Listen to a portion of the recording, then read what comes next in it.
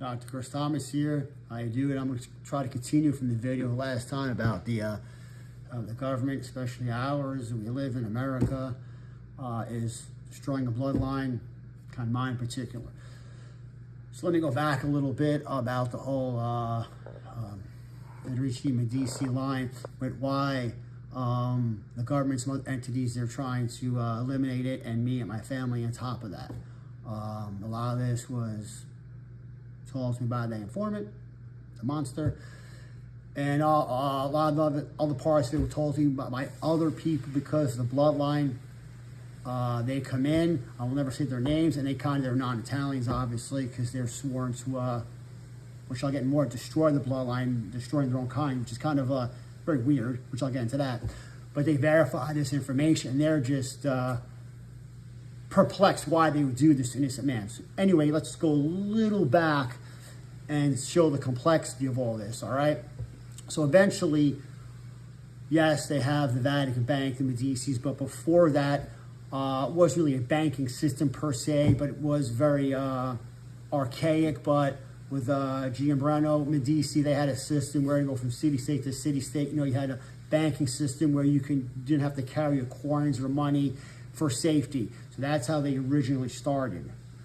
And then eventually, obviously, you know, Giovanni, and then further down, Vatican Bank, you know, with the Medici were in it.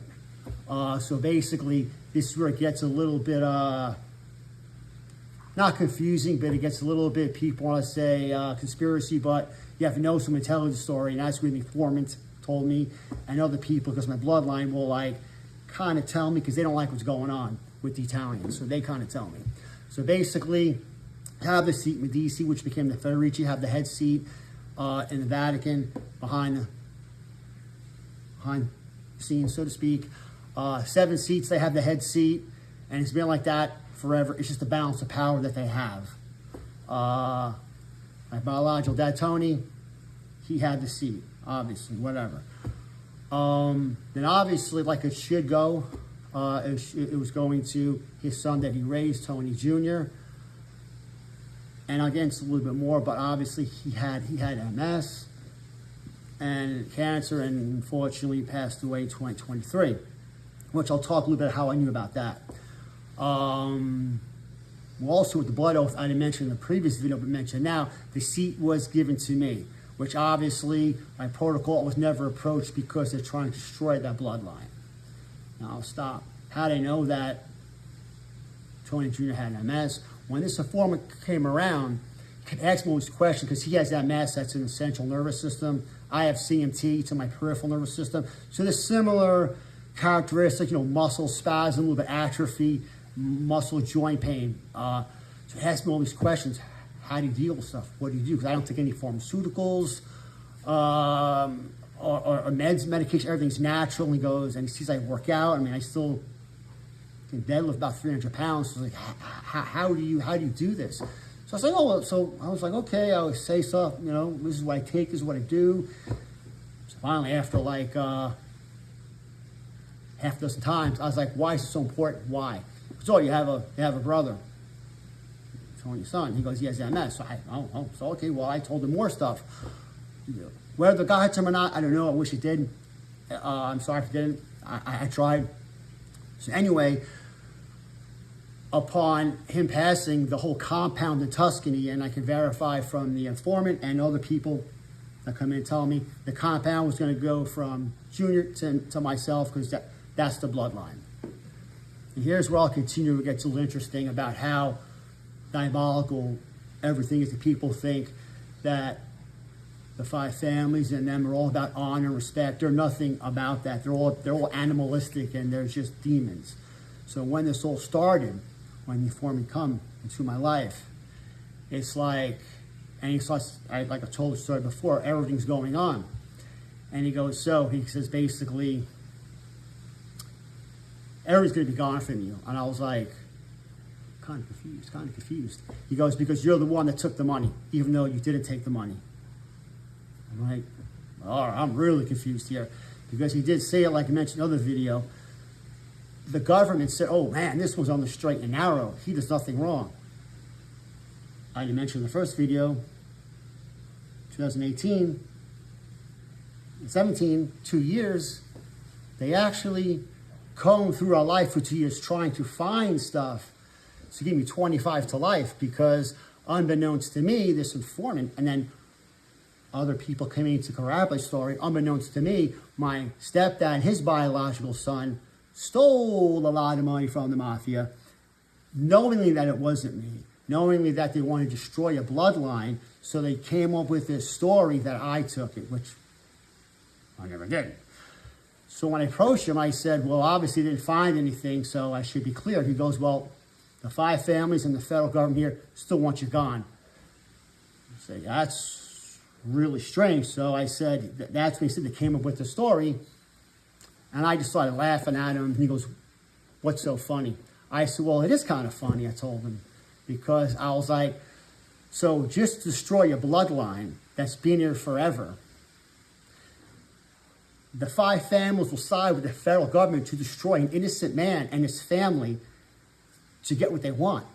She goes, yeah, pretty much. I was like, that is the basic animalistic behavior. It's so inhuman. I go, it doesn't make any sense. I said, I told him this when he told me the story. I said, 2 things are going to happen.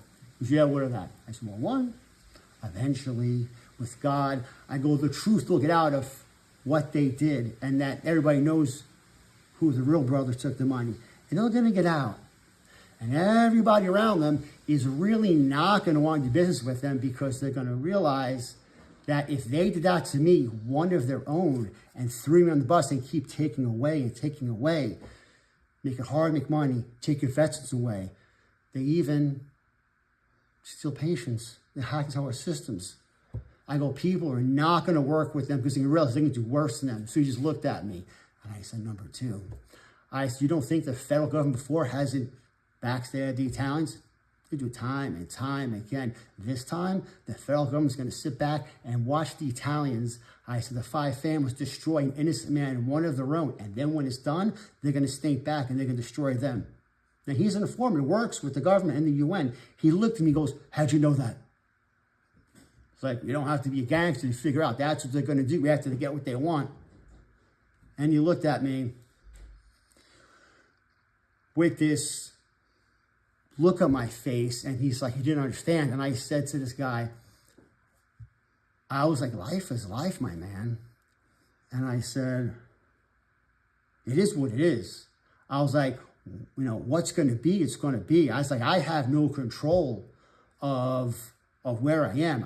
I said to him, I didn't choose this. This whole thing just happened to choose me. And they're trying to pick me apart with the government like I actually did something, and they know they didn't. I'm going, yet none of them will make it right, and they know I'm innocent. And he said to me, he had the audacity to look at me after all this, and he goes, they don't want you here. And he says, you're defiant, and they will stop at nothing to keep destroying you. And I said to him, that's a good story there, buddy. And I said, so if defiant means that I won't bend the knee for you, or I won't bend the knee for the federal government, or won't bend the knee for the 5 family, I go, yes, then I'll be defiant, because the only one I'll bend the knee for is God. And that's something that I guess you and all of them really don't understand in this whole microcosm of what's going on here.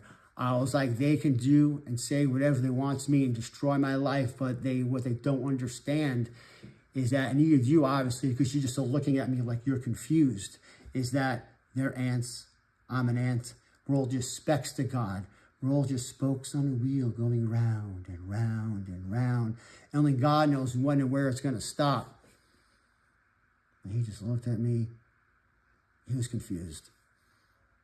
But anyway, I share this, and there'll be more to come, and so show the diabolicalness that people go out of their way to destroy because they want. They're just animals. Dr. Chris, I'll have more videos.